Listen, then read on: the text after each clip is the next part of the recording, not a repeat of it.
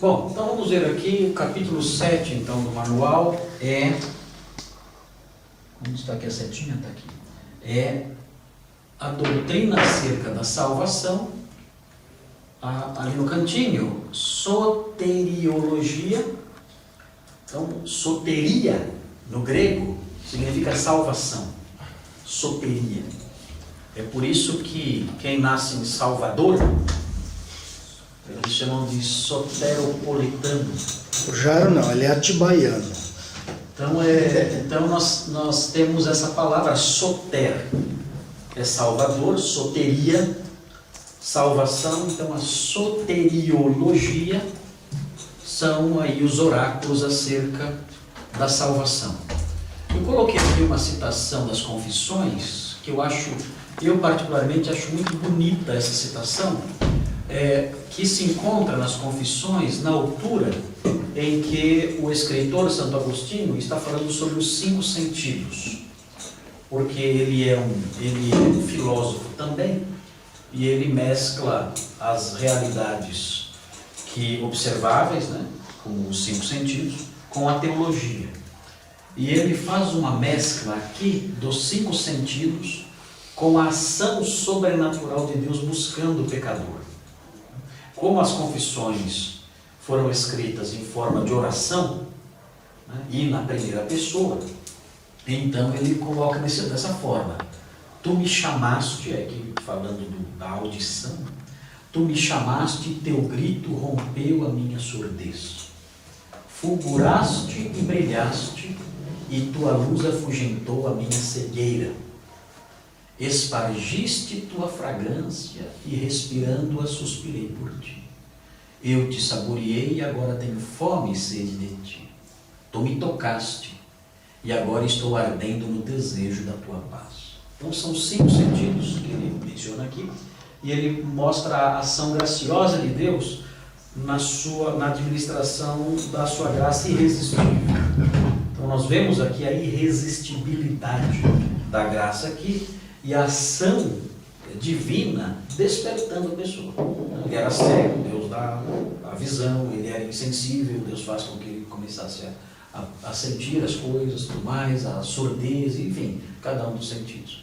Então aqui nós temos algo da nossa soteriologia, quando nós colocamos a origem da salvação em Deus, é o homem sendo buscado por ele, despertado por ele, incendiado para que possa crer. E a história de Agostinho, que você já conhece, é uma história que mostra muito isso, né? Um homem que era, a princípio, totalmente cético e se torna um crente extremamente piedoso e santo e dedicado ao serviço. Bom, aqui na introdução, tem esse primeiro parágrafo que fala da necessidade de conhecermos bem a soteriologia, até por causa do nosso papel de anunciadores. Qual é o papel da igreja em relação ao mundo? Qual é o papel exclusivo da igreja em relação ao mundo? Nós temos só uma função em relação ao mundo, só uma. Não existe uma segunda, é uma só. E essa única responsabilidade nossa em relação ao mundo é tornar conhecidas as virtudes de Deus, não unicamente como Criador, ainda que apresentarmos isso seja uma ponte para a mensagem principal, mas especialmente como Salvador. Não basta que o mundo apenas defenda o criacionismo não basta que a igreja apenas defenda o criacionismo diante de uma realidade ateísta que nos rodeia, mas isso é só um começo de conversa. A conversa nossa caminha em outra direção. Se eu parar nisso, dizer que Deus existe e criou o universo, eu não cumpri minha tarefa. Minha tarefa vai além disso, é apresentá-lo como Salvador. Essa é a nossa tarefa em face do mundo. Não tenho que ser legal, eu não tenho que ser, fazer as pazes, dialogar em outros campos, que o mundo, campos nos quais o mundo nunca cede, jamais, sempre é a gente que cede, falei isso em outra aula. Nossa tarefa não é essa. Dá minha mão e meu irmão será. Vamos nos unir e fazer tarefas sociais juntos. Não, isso não é o nosso trabalho. a nossa função em face do mundo é apenas proclamar. É isso. Agora temos que saber o que proclamar. Nós ouvimos pessoas dizendo, eu estava evangelizando. E quando você descobre o teor da conversa, você descobre que a pessoa não está evangelizando. Está fazendo propaganda da igreja dela. Olha, você tem que ir na minha igreja, a minha igreja é muito bom, tem um grupo de jovens legal. Você está falando para um rapaz, né? Está falando para um rapaz, olha, tem cada moça bonita, lá na amiga, você tem que ir lá ver e tal. E depois termina a conversa e fala, eu estava evangelizando aqui, rapaz. Às vezes está discutindo algum aspecto doutrinário, né? Falando sobre, sei lá, o fim do mundo, alguma coisa assim. Se Adão tinha um umbigo. E termina dizendo, eu estava evangelizando essa pessoa. Né? Eu não estava evangelizando essa pessoa, estava discutindo aí, espiritismo, sei lá, se Maria foi para o céu ou não foi. Eu estava discutindo aspectos teológicos secundários. E não evangelizou ninguém. Então, o que é evangelizar? Evangelizar é apresentar, né, a essência da soteriologia bíblica, como eu posso ser salvo. É dizer para a pessoa como você pode ser salva. Às vezes a pessoa nem sabe que precisa ser salva. Eu evangelizando uma vez um rapaz da faculdade, quando eu era acadêmico de Direito, eu falei, olha, Cristo, ele veio nos salvar. E aí ele falou para mim, a pergunta fatal, né? Mas me salvar do quê? Ele não sabia nem que precisava ser salvo. Não tinha noção de pecado, de vida eterna, de perdição, nada. Eu disse, mas Marcos, ele veio me salvar do quê? Esse cara é um cara inteligente. Não é aquele cara que fica... Não, ele... Peraí, não está fazendo sentido. O que está acontecendo comigo que eu não sei? Que eu estou precisando de salvação. Aí, vamos voltar lá atrás. Né? Vamos recuar no capítulo 7 já? Vamos voltar no capítulo 4, 5. Começar a falar sobre a martirologia, a perdição eterna. E explicar para ele isso aí. Mas basicamente, aqui vendo aqui a mensagem, qual é? Aqui não está. Não estou conseguindo baixar aqui. Clica no texto. Agora apareceu. Então aqui, vocês devem estar vendo aqui esse parágrafo da introdução. Basicamente, salvação. Salvação é o livramento da punição eterna do pecado no momento em que se crê em Cristo. Então, começa por aí a conversa. Da punição, do poder escravizante do pecado, na medida em que o cristão cresce em santidade. Então, existe um aspecto dinâmico da salvação. Eu fui salvo e eu estou sendo salvo num certo sentido. E da presença maligna do pecado, quando o homem redimido estiver, enfim, com o Senhor. Então, eu fui salvo, eu estou sendo salvo e eu serei salvo. Depende de que aspecto eu estou falando. Você é salvo? Sou. Eu fui salvo quando eu criei em Cristo. Você está sendo salvo? Eu estou sendo salvo dessa escravidão do pecado. Dessa escravidão, desse domínio que o pecado exerce sobre mim. Eu estou sendo salvo disso. Você vai ser salvo? Eu serei salvo quando estiver com o Senhor. Então, esses três aspectos da salvação existem. Salvação, no total, considerado um aspecto global, abrange esses três itens aí que estamos falando. Okay? Então, você vai encontrar esses três aspectos no próprio Novo Testamento. Algumas vezes, o autor bíblico fala da salvação futura. Pedro, por exemplo, o apóstolo Pedro, por exemplo, a ênfase dele mais é na salvação futura. É com dificuldade que seremos salvos. É com dificuldade que seremos salvos. Então ele pensa na salvação futura, lá escatológica, lá na frente. Agora o apóstolo Paulo, ele fala, desenvolvei a vossa salvação. É um aspecto presente. Por outro lado, nós somos pessoas que tendo sido salvas, nós fomos salvos. No passado, quando nós sem ser minimista. Sem ser, nem de longe. Bom, esse livramento, agora que é a importância disso, né? Como eu obtenho isso? É aqui que nascem as seitas. Né? É em resposta a essa pergunta, como eu obtenho isso? É em resposta a isso, precisamente em resposta a isso, que surgem as seitas, as heresias, os diversos desvios, né, que os incrédulos propõem. Então essa é a questão. Como eu sou liberto disso tudo? Esse livramento só é obtido pela fé em Cristo. Qual é a palavrinha aqui que é mais importante, que é aquela palavrinha que, se tirar ela, você cai nas seitas? Qual é? A palavrinha só. Porque geralmente a salvação é atribuída a Cristo e, se você colocar esse e, não importa o que venha depois dele. Não importa o que venha depois dele. Você fundou uma seita, ou criou, ou pronunciou uma heresia no campo soteriológico. Não é suficiente.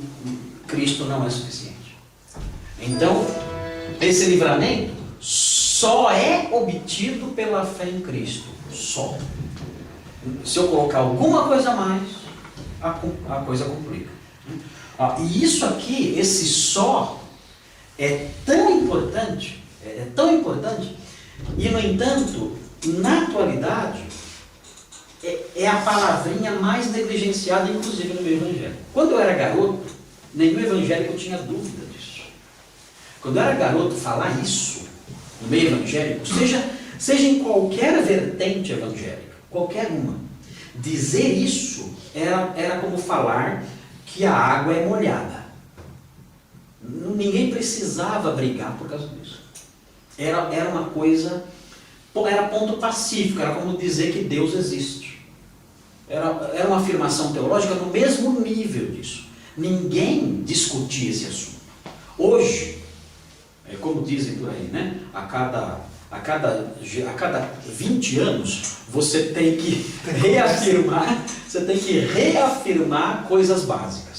A cada 20 anos, você tem que reafirmar, porque a geração que veio, ela não sabe. Você presume, né? É tão óbvio. Você fala, quem não sabe disso? Mas você vai encontrar pastores, líderes de igreja, crentes que já estão na igreja há bastante tempo, que não acreditam, a rigor, nesse só.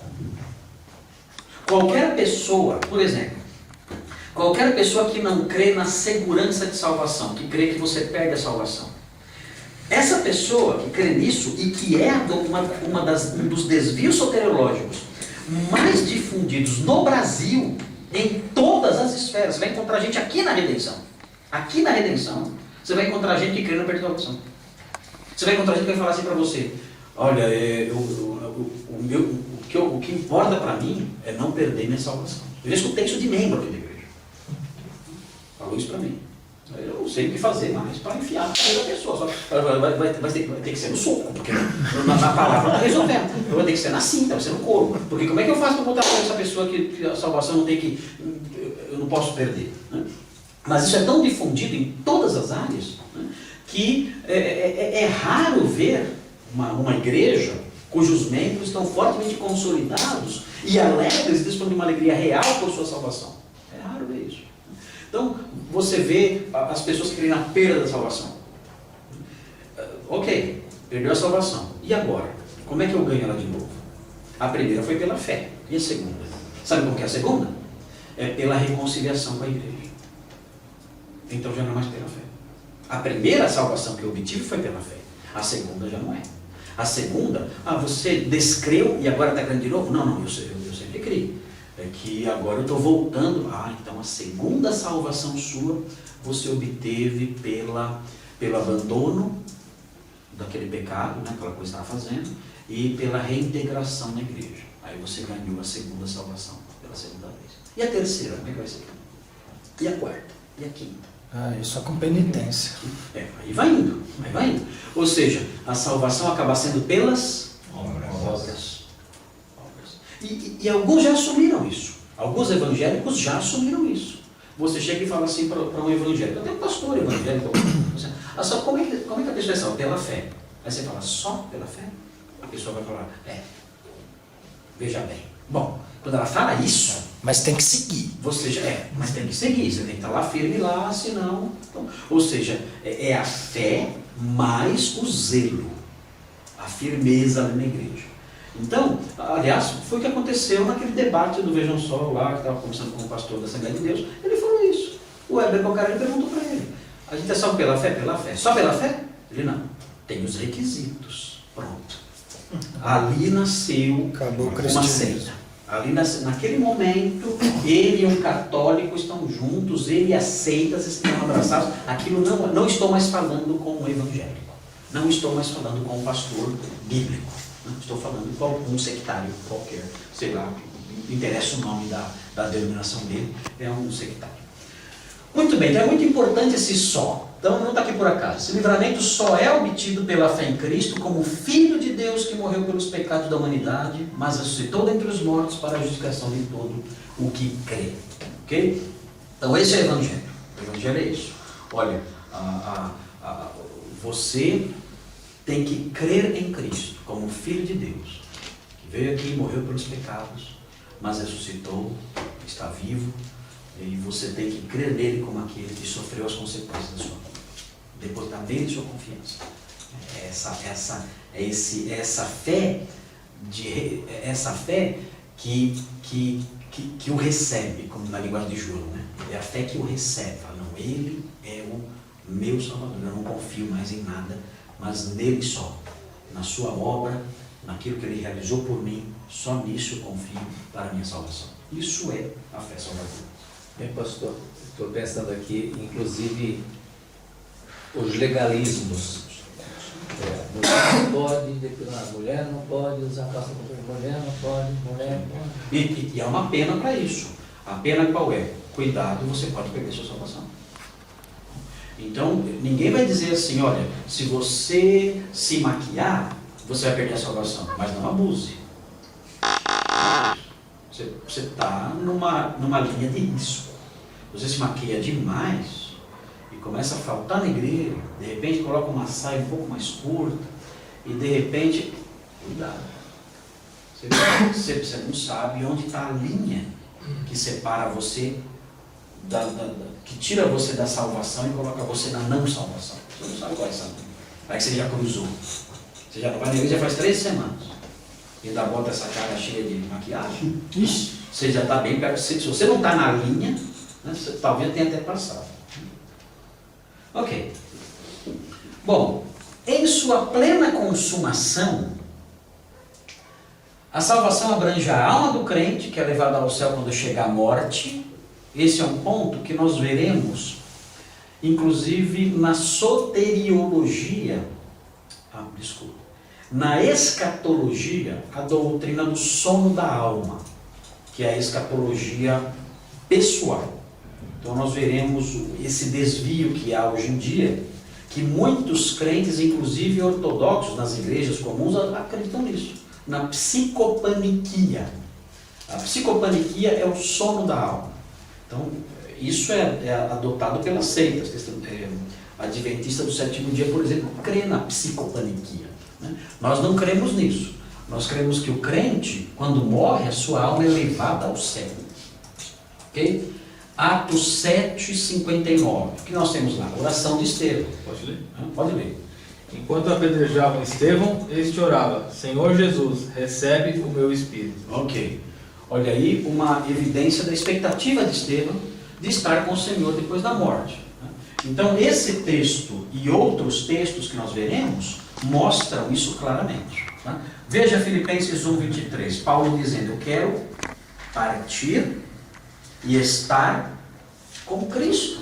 Dormindo lá, é um dormitório, você é um dormitório celeste? Não, eu quero estar no desfrute da presença do Senhor. Que é infinitamente melhor. O que é infinitamente melhor do que não caberia num estado de inconsciência. Exatamente, o que é melhor na inconsciência?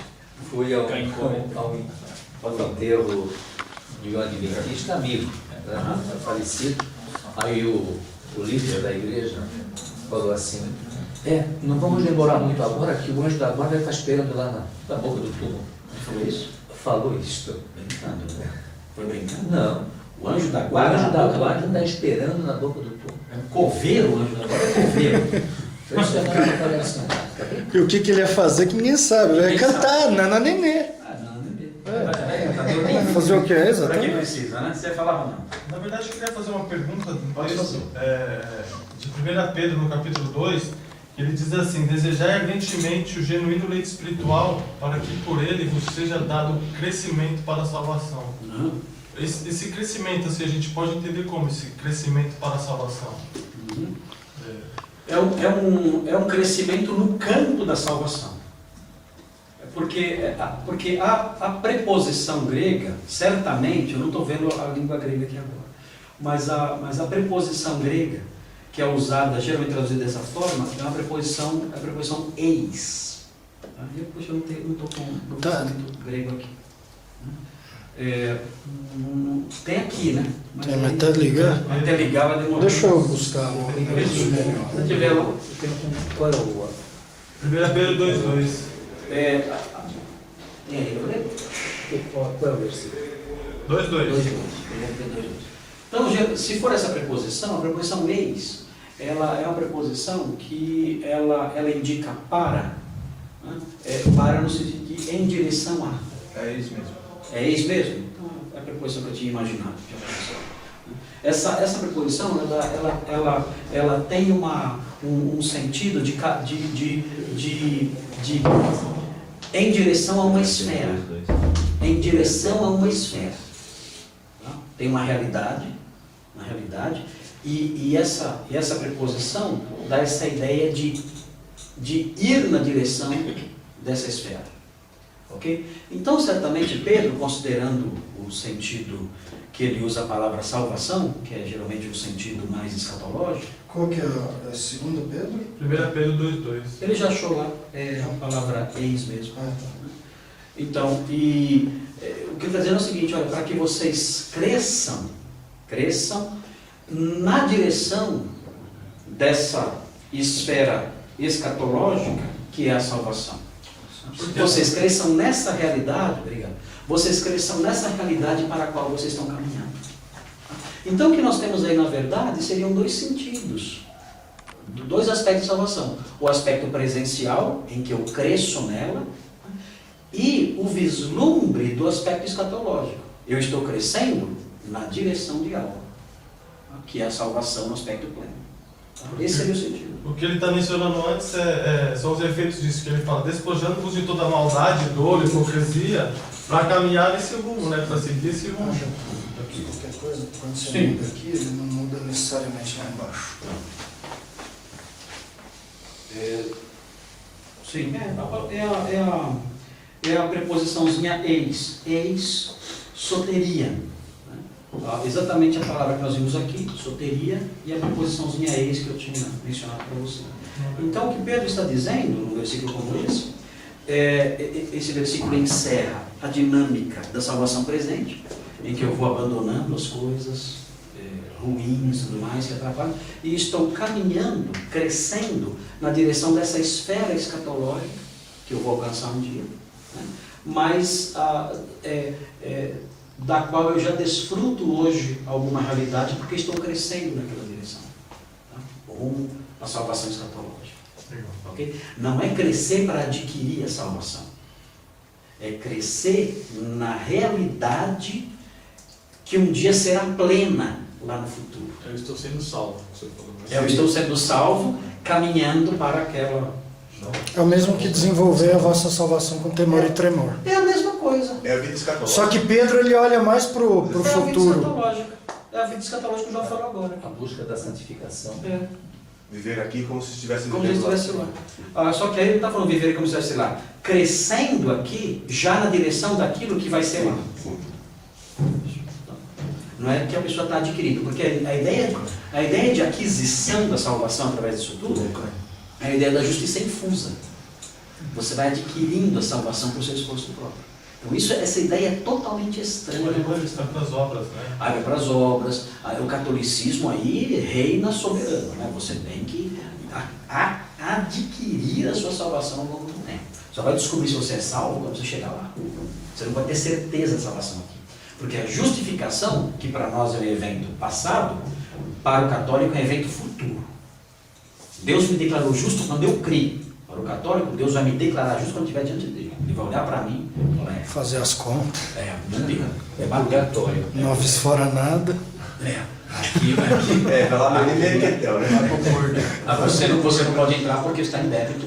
Então, e esse débito, só que é o seguinte, esse débito é possível você pagar. Tem uma mancha que é salvante. É o purgatório. A fatura está aqui, você não consegue pagar aqui, você vai ter que ir para o purgatório. Aí você fica lá. No final, Até tirar o nome do SPC. na realidade, na prática, o catolicismo é universalista. Porque não há nada que o purgatório não resolva. Não há nada que várias missas do sétimo dia não resolvam. De alguma forma, mesmo morto, o homem sempre é capaz de conseguir a sua própria salvação. Mesmo morto. Porque o homem está no purgatório adquirindo isso, e além disso, ele tem as suas missas, rezas e orações aqui pelos vivos. Os vivos fazem suas rezas, suas orações, acendem suas velas, fazem suas promessas para aliviar o tempo da pessoa no purgatório. É por isso que a Igreja Católica escravizava tanto as pessoas na Idade Média. Porque a pessoa não estava na mão da Igreja Católica enquanto ela vivia só. Nunca existiu uma instituição assim. O Estado, eu sofro na mão dele enquanto eu vivo. Se o Estado me persegue, me prende, me mata, quando ele me mata, acabou o meu sofrimento. Não pode matar duas vezes. Não pode matar duas vezes. Agora, a igreja, ela ultrapassava isso. Porque a igreja, ela mantinha nas suas próprias mãos até o destino da pessoa, até o bem da pessoa após a morte. Assim, ó, eu não vou só te matar, eu vou te excomungar.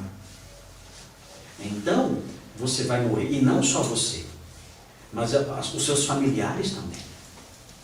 O seu pai, a sua mãe, todos. Você não está na minha mão só aqui neste mundo, você está na minha mão no mundo além também. Então, meu amigo, o terror que essa entidade impingiu, né, sobre as pessoas em geral foi algo inédito.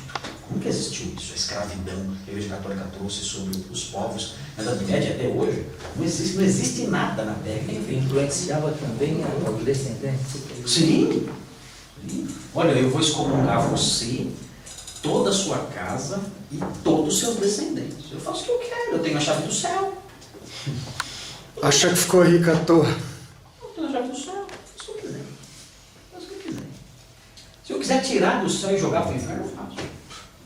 Eu tiro do céu e jogo para o inferno. Não tem. A pessoa é escrava enquanto vive e ainda depois de morta. Então é terrível. Bom, vamos ver aqui então na sequência. Veja aí. Opa, vamos voltar lá o cursor, porque... ali. Vamos prosseguir aqui. Abrange a alma do crente e o seu corpo, a salvação é integral. Geralmente, os crentes, eles associam a salvação a uma realidade meramente espiritual. Mas isso não é correto. A salvação do homem, ela abrange o homem integral, corpo e alma. Aliás, o nosso estado definitivo é corpóreo. Nosso estado definitivo é físico. Eu não posso... Há muitos hinos na nossa inódia protestante, há muitos hinos que colocam o fim de tudo no céu. Isso não é verdade. O céu não é o fim de tudo. O céu é um estado intermediário. O fim de tudo é a ressurreição no novo céu e na nova terra. Isso é o fim de tudo. O fim de tudo é fortemente material. Não é só material. Mas nós participamos dessa realidade material, participaremos por toda a eternidade. Então, a gente vê muito isso, eu vou para o céu e lá estarei para sempre e tal, como se fosse o ponto final. A realidade celeste não é o ponto final. A nossa salvação, ela abrange mais, a realidade celeste está envolvida, é um estágio nela, mas não é o final. Nós podemos depositar nossa confiança em algo além disso. Eu vou desfrutar da vida eterna, um corpo de carne e osso, como Jesus, com carne e ossos, na eternidade, um corpo incorruptível. Para sempre, no novo céu e na nova terra, na nova criação. Dessa forma. Então isso é a salvação no ponto final dela. Esse é o fim da linha, né? Na salvação. Esse é o ponto final. Acaba aí. Ela acaba. Começa aí. Né? E aí vai. Mas não podemos perder essa perspectiva. Os nossos hinos têm que ser revistos em algumas coisas. Nossos hinos impingem muito esse pensamento nas pessoas. Né? Foi para o céu, é o fim, acabou. Chegou o final. Não é isso. Okay? Muito bem. Então aqui nós temos os textos sobre a salvação do corpo. Ok? Vamos ver. Esse aqui é bem conhecido, esse aqui é bem conhecido. Vamos ver 2 Coríntios 5, de 1 a 8, que a gente não lê tanto assim. Né? Geralmente quando lê pensando em outra coisa, lê errado. 2 aos Coríntios, capítulo 5. Vamos olhar. Alguém gostaria de ler? Sabemos que se a nossa casa terrestre desse tabernáculo se desfizer, temos da parte de Deus um edifício, casa não feita por mãos, eterna nos céus.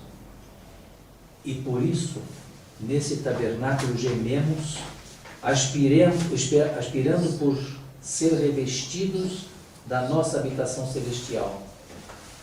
Se todavia formos encontrados vestidos e não nus, pois na verdade os que estamos neste tabernáculo gememos angustiados, não porque queremos ser despidos, mas revestidos, para que o mortal seja absorvido pela vida. Ora, foi o próprio Deus quem nos preparou para isto, outorgando-nos o penhor do Espírito.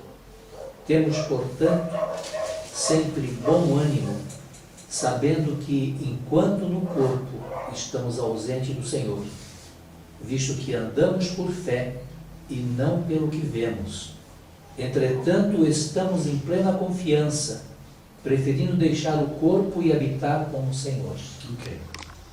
Ok. Veja o comecinho do versículo. Sabemos que se a nossa casa terrestre deste tabernáculo se desfizer. O que é isso, a casa terrestre? Corpo. É o corpo. Ele fala que nós temos uma outra casa, que é uma casa perene, uma casa que não se desfaz, uma habitação que não se desfaz. Então essa é e nós ansiamos por ser revestidos por essa habitação. É muito interessante essa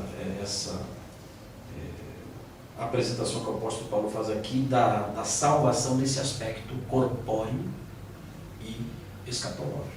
É em 1 Coríntios que ele fala do corpo espiritual, não é? 1 Coríntios 15. Sim. Ele fala no corpo espiritual, isso aí gera confusão. Porque o pessoal pensa, corpo espiritual, então é só espírito. É um fantasma, né? Uma coisa etérea, né? Você põe a mão assim, atravessa, volta. E não é nada disso. Né? O corpo espiritual está em contraste com o corpo na realidade presente.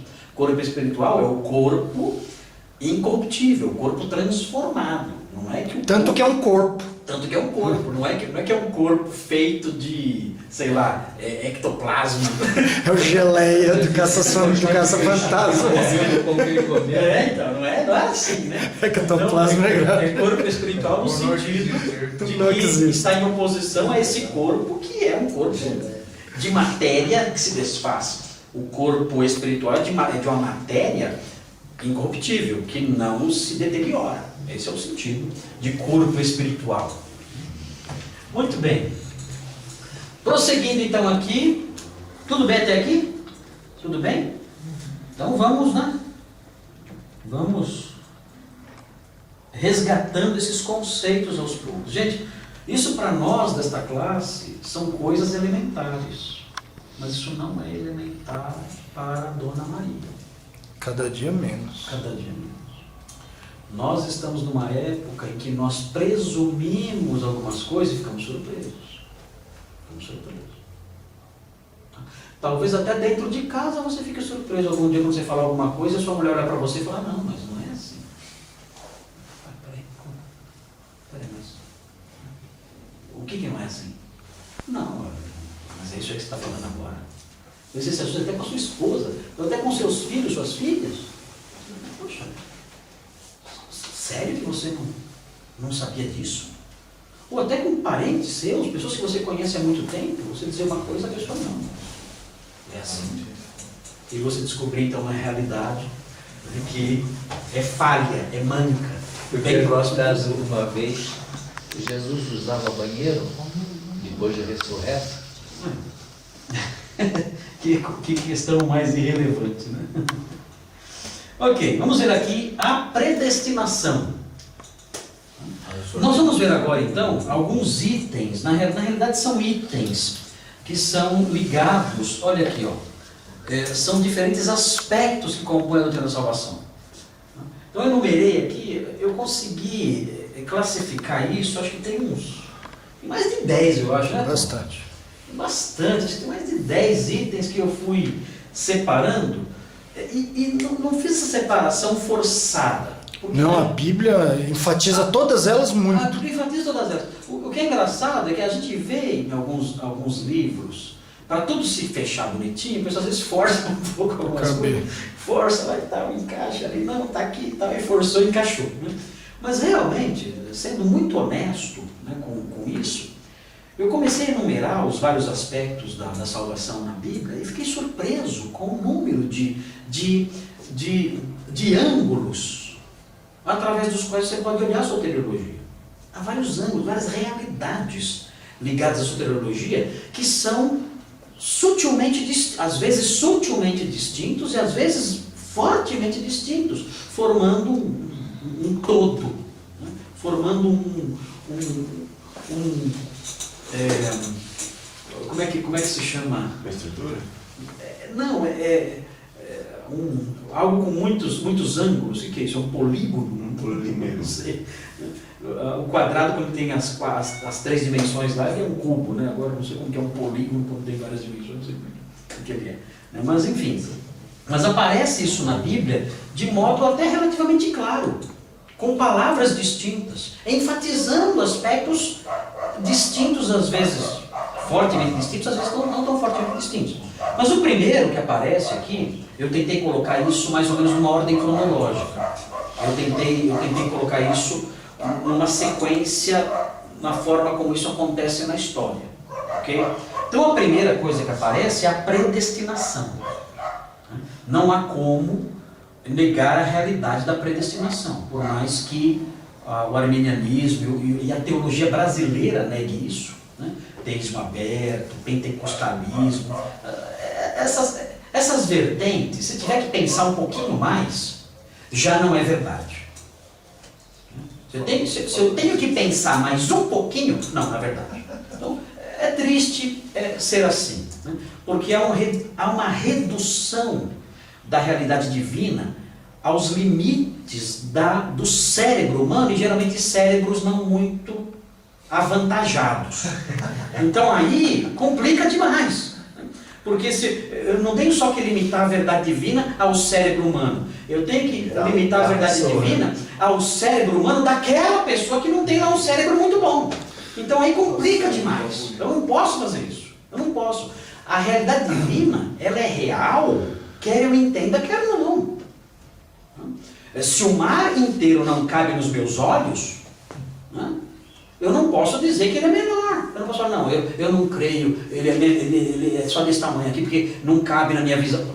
Lamento, você está negando a realidade para caber na sua visão. Isso não muda nada da realidade. A sua apreensão da realidade com seus olhos, quando você olha para o mar, né, a sua incapacidade de apreender tudo, de abranger tudo, não diminui o mar. Ele continua grande, lamento muito. Você pode fazer o que você quiser. Não vai alterar nada a realidade, você afirmar que não acredita. E a predestinação, lamento informar, mas ela é uma realidade apresentada na Bíblia. Temos que lidar com isso. Se a gente não consegue enxergar o fundo do problema, glória a Deus, ele é maior do que eu. Descobri, Deus é maior do que eu. Mas eu não posso negar uma realidade que é dita lá expressamente. Então, a predestinação, ela existe, isso é real. Quando nós estudamos decretos de Deus, isso é muito forte, isso é muito amplo, abrange várias coisas. Esse próprio material aqui tem, vocês vão receber depois, quando estiver pronto. Abrange os decretos de Deus e todos os aspectos dos decretos de Deus, tudo que os decretos abrangem, a história das nações, a história dos indivíduos, né? As calamidades, a salvação, tudo é abrangido pelos decretos de Deus. Isso será visto talvez numa outra oportunidade, que vocês já fizeram o TS1. Mas a predestinação é algo abrangente. Então você vê aqui, predestinar o que é? É destinar de antemão, e se trata de uma ação de Deus que abrange todos os eventos. Okay? Claro que Deus usa causas secundárias, claro que Deus usa uma série de coisas, uma série de fatores, nem tudo existe a intervenção dele direta, né? Mas existe o uso de causas secundárias que ele move. Eu quero mover aquele controle remoto, né? Eu dou um tapa nessa Bíblia, a Bíblia bate lá. Mas não foi você, foi a Bíblia que mexeu. Tudo bem, mas tinha uma causa. Existe algo que moveu a Bíblia, que fez com que a Bíblia tocasse no iPad, que fez com que o iPad tocasse no controle, e o controle se movesse. Então existe uma causa final para isso tudo. Ainda que não seja diretamente, esteja interferindo diretamente e tocando diretamente no controle, ela é a causa final do movimento do controle. Há uma mente que moveu algo para chegar nesse objetivo. Então, nós temos a predestinação como um conceito mais amplo, é mais amplo. Então, predestinar não é só para salvar. Eleição, aí é um conceito um pouquinho mais fechado. Eleição é um conceito mais soteriológico. Claro que existe escolha para outras coisas. Tem uma eleição ministerial. Eu escolhi você para ser profeta. Ainda que esteja embutido uma eleição soteriológica aí, nós notamos que a palavra escolher, ela pode ter um lequinho um pouquinho maior. Agora, o leque de predestinação é um leque realmente amplo, abrange muita coisa. Então, a gente vê, por exemplo, um exemplo aqui, né? Porque aqui não, a matéria não está em decretos de Deus. Decretos de Deus é em teontologia. Então, Atos 4, 27 e 28. Você vê uma eleição, uma predestinação. Aqui abrange uma eleição, acaba abrangendo uma eleição. Mas aqui, uma predestinação. Alguém leia, por favor. Esse texto é clássico. Esse texto, se você numa conversa sobre esse assunto não lembrar desse texto, você já perdeu. Mesmo que você ganhe, você já perdeu. Sim. Mesmo que você ganhe o debate, você já perdeu. Perdeu por não aproveitar a chance de usar um texto como esse. Então já sai. Se era para tirar 10, tirou 7. Porque não usou o texto. Pode falar. Nos predestinou para sermos filhos de adoção. Não, acho que não. Você está lendo Romanos 8. É para ler Atos 4. Perdoados. Eu fui lá na frente. Herodes, Pilatos. Estava predestinado esse seu erro. É que ontem foi aniversário dele, ele está ficando velho. Então é isso. Vamos lá. Vai lá. Porque verdadeiramente se ajuntaram nessa cidade contra teu servo Jesus, ao qual ungiste. Não só Herodes, mas também Pôncio Pilatos com os gentios e os povos de Israel, para fazer tudo o que tua mão e o teu conselho predeterminaram que se fizesse. Ok. Então veja aí a expressãozinha clássica aí. A tua mão e o teu conselho predeterminaram o quê?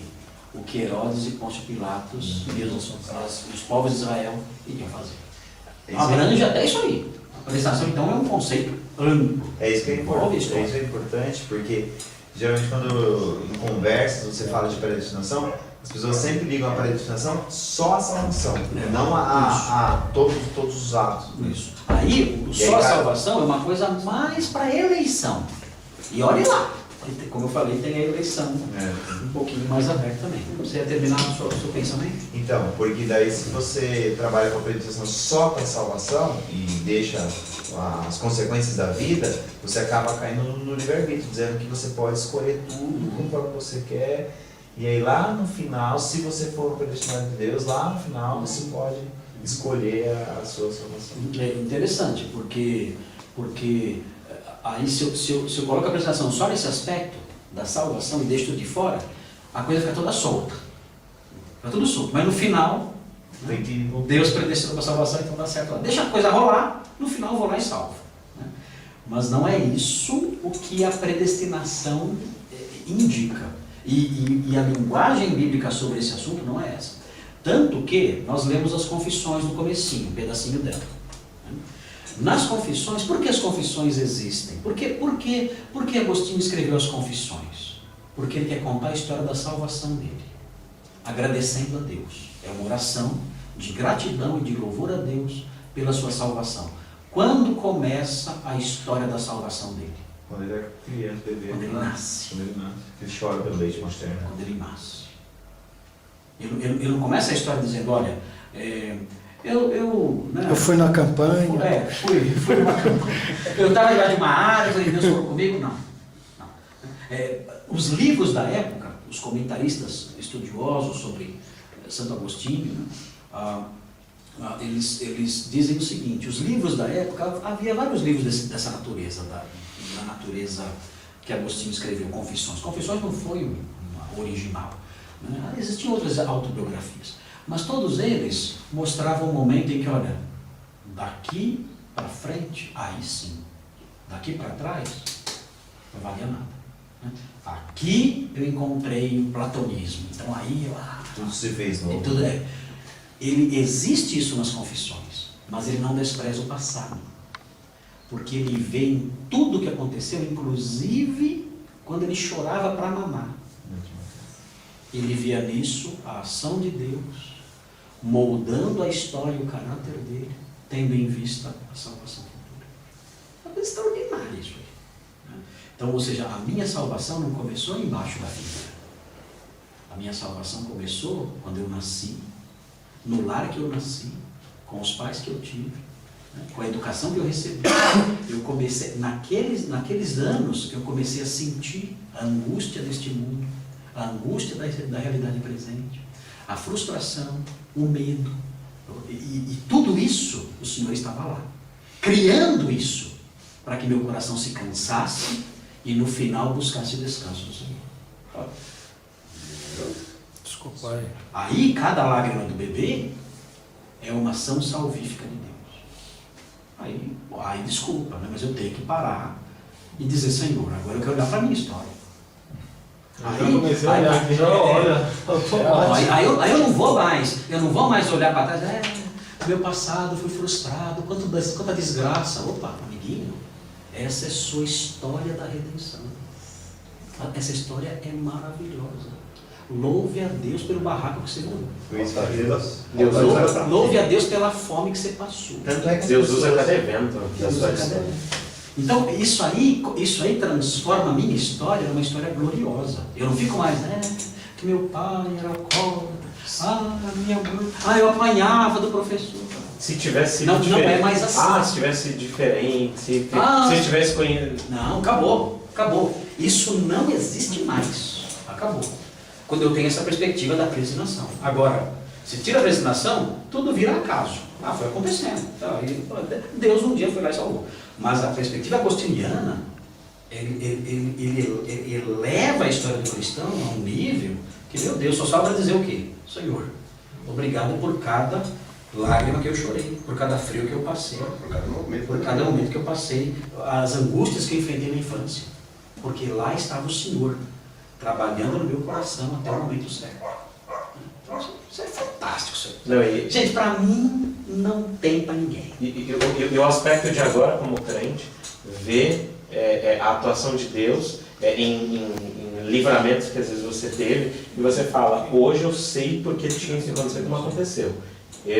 Quando Assim que o Andrés voltou para cá, eu fui na casa dele uma vez e eu contei para ele um pouco da minha história, né? Ele não conhecia a minha história desde o início.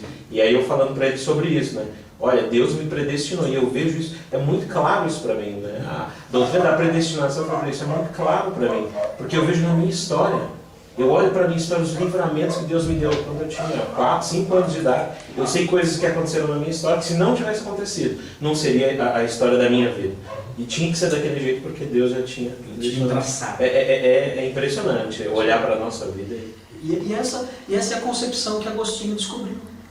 Quando ele entende quem Deus é e como ele administra a história, e como ele ministra a sua salvação na vida dos seus eleitos, ele fala, é isso. É isso. Eu sei porque eu tive um pai assim e uma mãe desse outro jeito. Eu sei porque eu viajei para Milão. Eu sei porque eu conheci Ambrósio. Eu sei porque o meu filho morreu. Eu sei. Existia alguém ali. Tinha alguém ali. Sempre ali. Sempre.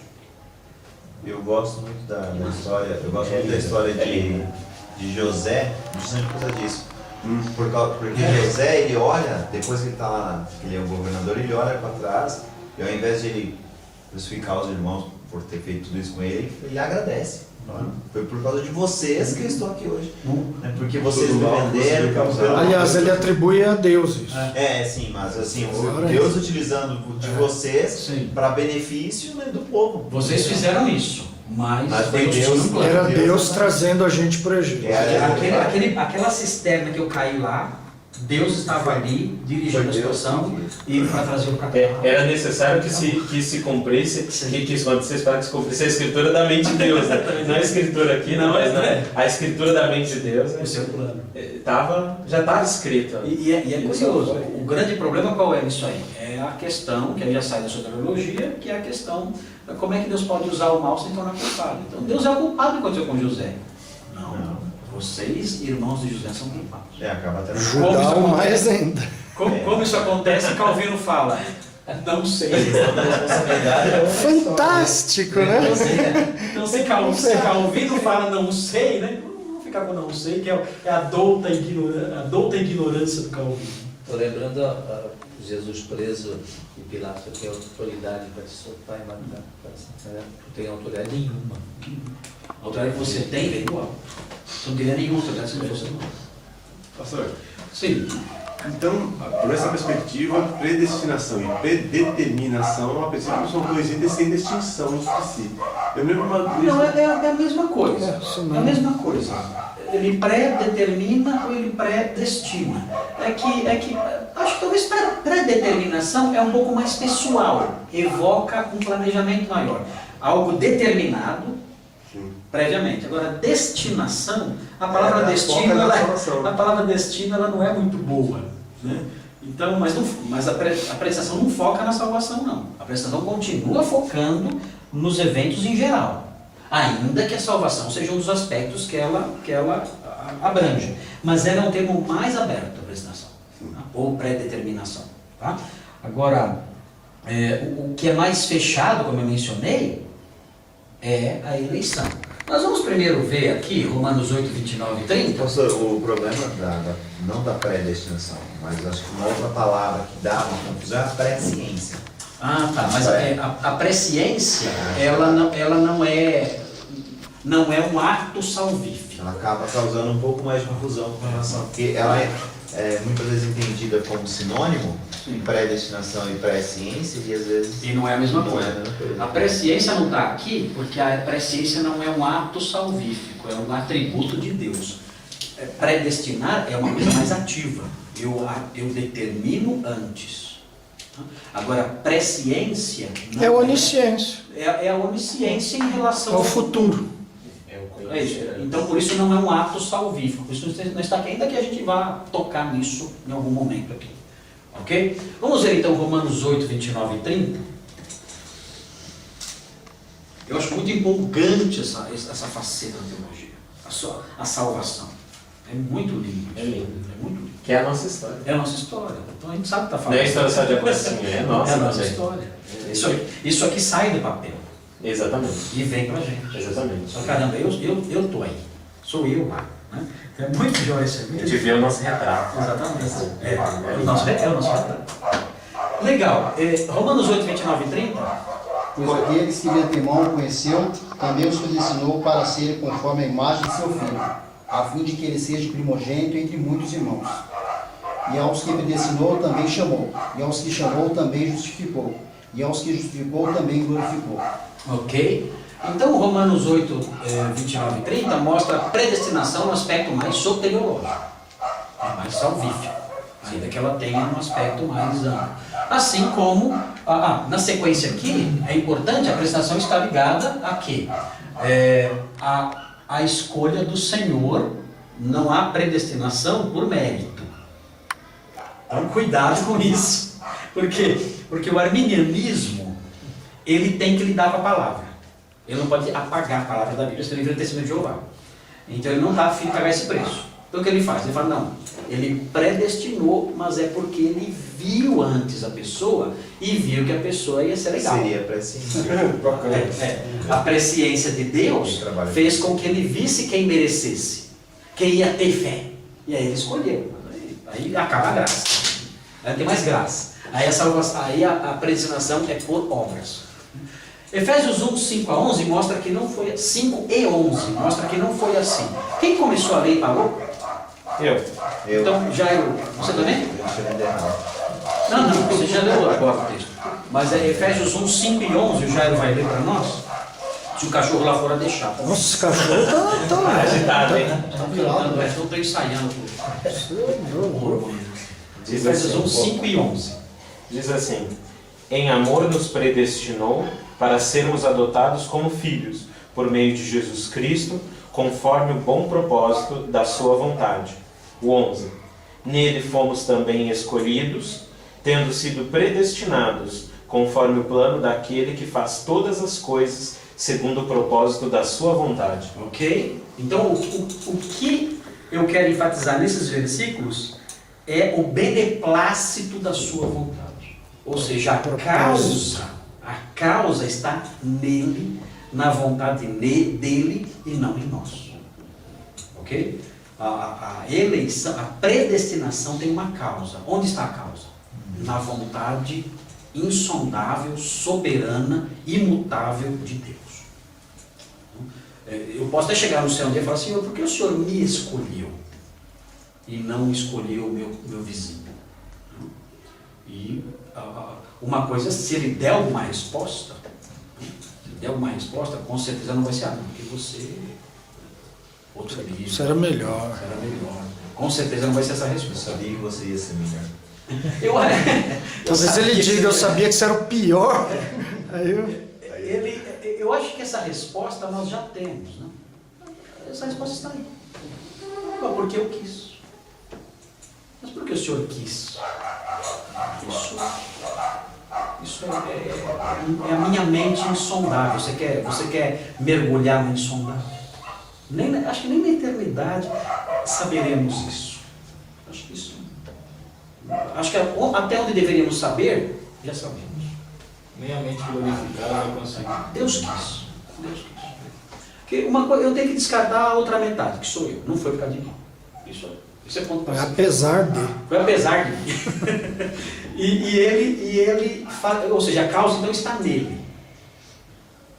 E essa causa eu já sei. É a vontade livre, é o seu amor infindo, é a sua graça infinita. Ou seja, as razões são além da visão da criatura. Mesmo da criatura salva, glorificada. E é interessante que o texto usa a palavra plano, né? Tendo sido predestinados conforme o plano. Ou seja, deixa bem claro até que nós, né, indivíduos, na verdade, estamos envolvidos num plano. Né? Não é simplesmente, não, eu escolhi porque ele é... Não, eu tinha um plano, né, e eu usei essa pessoa para cumprir esse meu plano. Então, ele, na verdade... Agora, os elementos que moveram a mão dele para fazer esse plano... Sim. Olha, eu acho que não é correto nós acharmos que no céu nós saberemos tudo. Porque não seremos divinos. Sempre, o que Irineu falou, nós sempre seremos discípulos. Sempre. Ele sempre será mestre.